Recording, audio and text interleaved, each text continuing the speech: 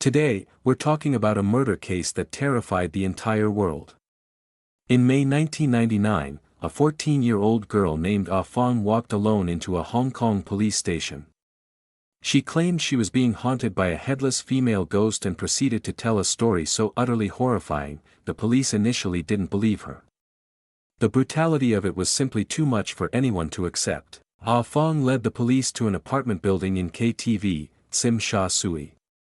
Inside the flat, the scene was chaotic. Planks of wood, plastic bags, and garbage littered the floor.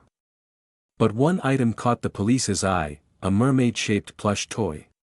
It was a Hello Kitty doll, but something about its head felt disturbingly firm. As one officer investigated, they realized the doll's head was unnaturally hard. What Ah Fong had told them was true. Subsequent investigation confirmed the victim's identity, a woman named Fan Manyi. The events leading to the murder began in March 1999. Fan Manyi, a hostess at a nightclub, met her client, Chan Man Lok.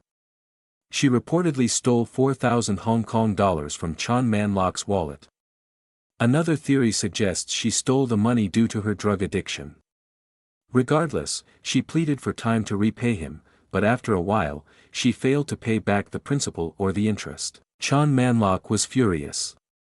He, along with two accomplices, Liang Xingqiu and Liang Wailuan, abducted Fan Manyi and dragged her back to the apartment. There, she was subjected to a hellish, inhumane ordeal. For days, they brutally beat and sexually assaulted Fan Manyi.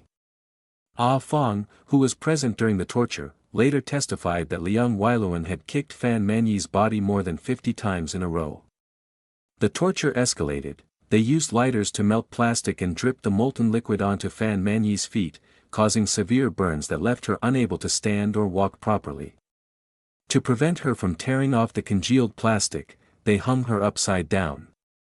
They poured chili peppers onto her wounds and rubbed them with wooden planks, inflicting excruciating pain.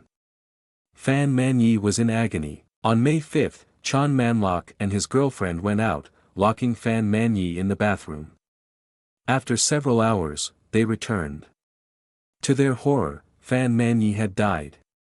Fearing discovery, they decided to dismember her body. They cut her into pieces, painstakingly removed the flesh from her bones, and then cooked all the remains.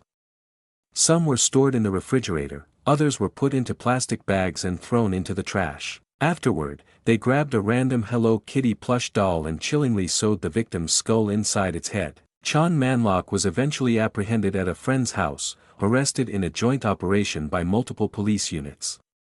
Ah Fong, the 14-year-old girl who reported the crime, also participated in the torture.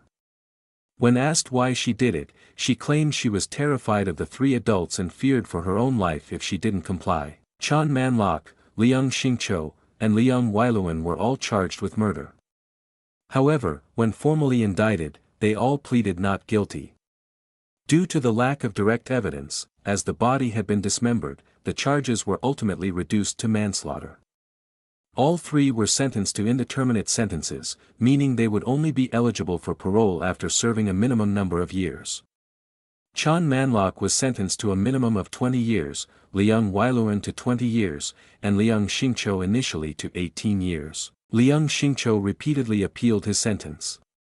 After a retrial and a plea of guilty, he was ultimately sentenced to 18 years and was released in 2011.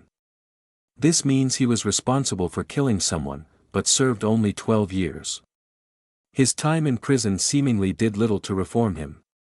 Just last year, he was accused of indecently assaulting a 10-year-old girl, claiming he was merely massaging her.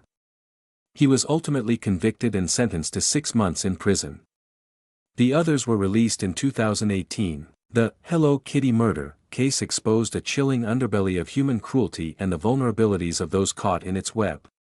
It remains one of Hong Kong's most infamous and disturbing criminal cases, a grim reminder of the horrors that can lurk beneath the surface.